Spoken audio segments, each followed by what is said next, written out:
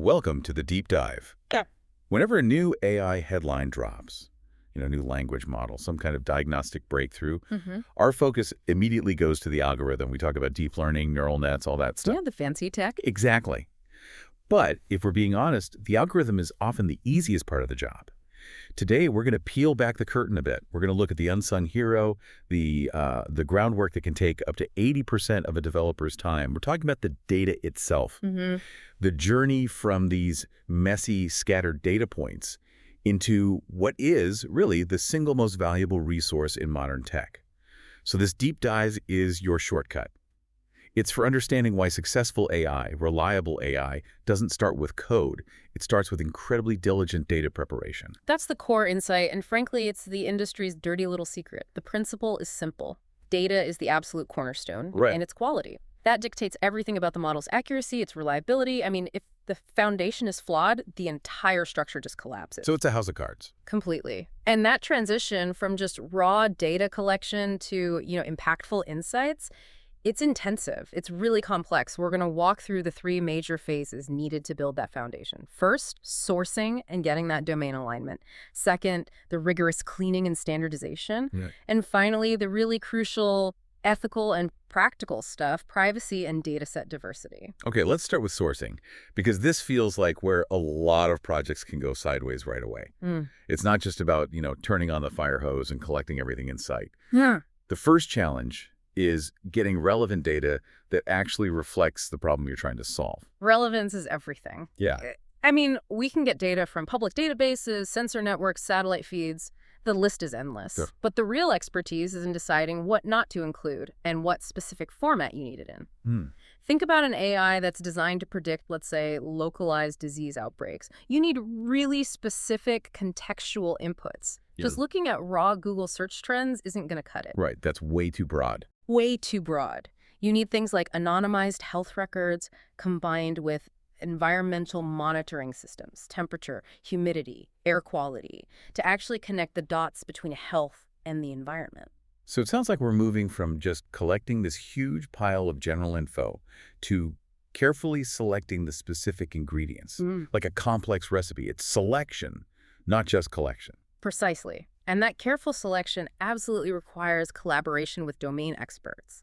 You can't build a climate model without talking to climatologists or a healthcare tool without partnering with physicians. Well, These experts, they understand the nuances, they know which variables actually mean something, and they know where the data gaps are that could lead to, a dangerous misdiagnosis. Okay, so let's say the healthcare expert tells us exactly what data points are needed. How does the technical team actually go out and get that much tailored information responsibly? We hear a lot about automated tools. Right. And automated tools are essential just because of the sheer scale.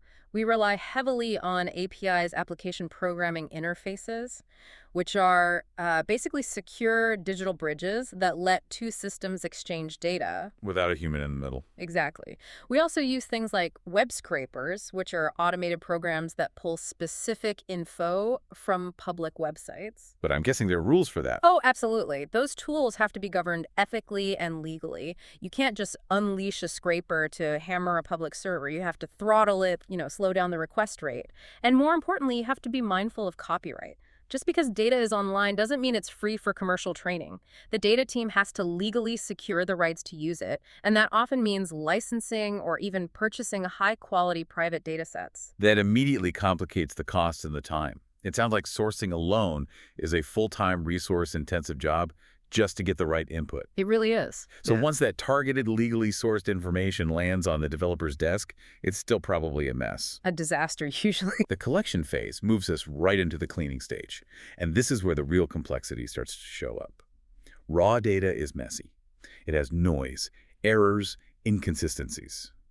All of which will train your fancy AI model to make terrible decisions. Garbage in, garbage out. It's the oldest and truest saying in AI. Developers can spend months on cleaning because every single tiny flaw at this stage just propagates through the model and amplifies the errors down the line. Exponentially. Exactly. The cleaning process has a few non-negotiable steps. First, you have to handle missing values. When a field is blank, say a sensor failed to report the temperature, you get two main options. You can either remove that incomplete entry, or you can try to impute a reasonable estimate. Wait, let's unpack imputing for a second. If you're just estimating, aren't you basically introducing false data into the system? That's a great question, and it's why it requires human judgment. Imputing is very carefully managed. We might say calculate the average temperature from the sensors right next to it over that specific hour, or use the last recorded value if the data is sequential. The key is that every imputed value is tracked, it's flagged with metadata so the developer knows exactly where these synthetic points are. It's a measured risk you take to maintain the size of the dataset. Got it. So you're filling small, manageable gaps, not just making up half the source material. What's the next critical step? Next up is something that sounds simple but is crucial: removing duplicate records. This is fundamental to preventing accidental bias. How so? Well, if the exact same patient record shows up in your dataset 10 times, your model will wrongly assume that that patient's profile or disease is 10 times more common than it actually is. It skews the probabilities dramatically. Makes sense. Following that, we move to just correcting simple errors. This is often scripting tools to catch typos or non-standard abbreviations, that kind of thing. This is that aha moment we saw in the sources. If we go back to that patient age example, some ages are recorded as the numeral 45, but others are written out as 45 or even 45. To a machine, those are three completely different things. Exactly. A human mind sees that and understands it instantly. The machine just sees different strings of text. You have to standardize every single one of those entries to 45-4 before the model can calculate an average age or, correlate age with an outcome. And if you don't? If you fail to do this, the model might just drop 60% of your valid data points because it doesn't recognize them as numbers it can use. Wow. And finally, you mentioned normalizing the data. This sounds a bit technical, but it seems really important. Normalization is essential. It's to prevent certain variables from unfairly dominating the training process. Imagine you have a model predicting energy consumption, and you include two variables: the city's population, measured in millions, and the daily average temperature, measured between, say, 0 and 30 degrees. Since the population numbers are massive compared to the temperature figures, the algorithm might mistakenly think population is way more important, even if temperature is actually the better predictor. Just because the number is bigger? Just because the number is bigger. Normalization scales all the variables to a common range like between 0 and 1, so the algorithm judges them purely on their predictive power, not their arbitrary size. That makes perfect sense. So we've sourced the right data, we scrubbed it clean of all the technical flaws, but now we get to the requirements that don't deal with numbers at all, but with people. Right. Here's where the process moves beyond just being technically correct and into these crucial high-stakes requirements for building responsible AI. We're talking about the ethical layer of privacy and dataset diversity. And as data gets richer, containing health records, financial history, specific locations, the risk to individual identity just skyrockets. Protecting that sensitive information is paramount. So how do you do that? Well, to balance the need for the data with the need for privacy, developers use specialized techniques, mostly anonymization. This means things like de-identification, where you strip out names and addresses, or aggregation, where data is grouped together so no single person's response can ever be isolated. And of course, there are laws about this. For listeners who might not be familiar, we should probably touch on the role of regulations here. Absolutely. Think of frameworks like the European Union's GDPR. It sets these really strict global standards for how personal data has to be handled. There are explicit rules on consent, security, storage. Right. The biggest one that affects sourcing is the principle of data minimization. Only collect what is absolutely necessary. And you have to have mechanisms for things like the right to be forgotten. So these rules force developers to be intentional right from the very beginning. But even if you're legally compliant, you can still have these massive ethical failures just by what you choose not to collect, which brings us to bias. Data bias is insidious. It's often not malicious. It's just a reflection of underrepresentation in the source material. If your dataset is unrepresentative, if certain geographic areas, income groups, age brackets are missing, your model will inherently perform poorly or unfairly when it's applied to those groups. I think we all just assume our data is neutral until a model starts failing on one demographic, and then everyone scrambles to figure out why. And that failure is why achieving diversity requires being intentional. It means actively sourcing varied data from multiple populations. Let's look at the contrast in healthcare. Okay. If you train a diagnostic AI only on patient data from wealthy urban hospitals, that AI might be completely ineffective or even dangerous when you deploy it in a rural clinic where the demographics and environmental factors are totally different. Because the model has never seen that environment before. Exactly. It's the same for climate models. If they're based only on weather from temperate regions, they'll be useless for predicting patterns in the Arctic or the tropics. Broadening in the data set isn't just an ethical thing, it makes the AI more robust and more applicable globally. So after all this incredible work sourcing, cleaning, anonymizing, balancing for diversity, we're left with these huge, pristine data sets. How do developers even keep track of it all? Strategic data management must be an entire field on its own. It absolutely is, and it's non-negotiable for transparency and reproducibility, especially when you're dealing with high-stakes decisions in medicine or finance. You have to know why the model made a certain conclusion. Right, you need a paper trail. You do.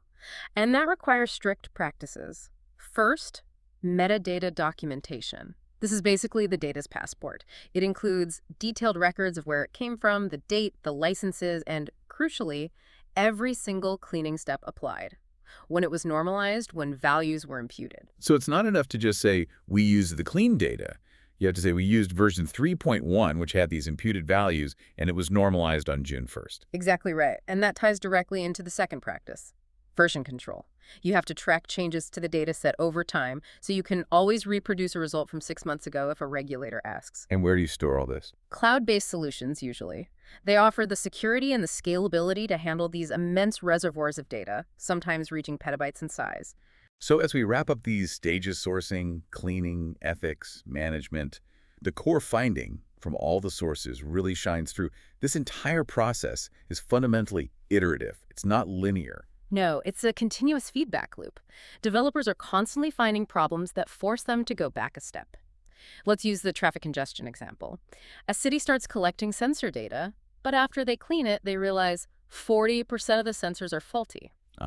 The missing values are too big to impute reliably, so they have to pause the project, go out and fix or replace the sensors, restart the collection, and then re-clean all the new data. That's the iterative loop in action. You refine the input based on the failure of the output. We saw that diligence pay off in that nonprofit case study you mentioned. They built an early warning system for food insecurity by combining anonymized surveys and satellite imagery of crop health. A really complex project. Incredibly, it required painstaking effort, cleaning inconsistent handwritten survey responses, carefully aggregating location data for privacy, and then diversifying by including local field reports to make sure the satellite readings were accurate on the ground. It was that meticulous, iterative process that resulted in a system that was both accurate and trustworthy. It had to be. So what does this all mean? The AI revolution is built on data, but not just any data. It requires this relentless, almost artisanal commitment to quality, to representation, to privacy, and to constantly refining the input. That foundational work is what separates a clever piece of software from a truly reliable tool.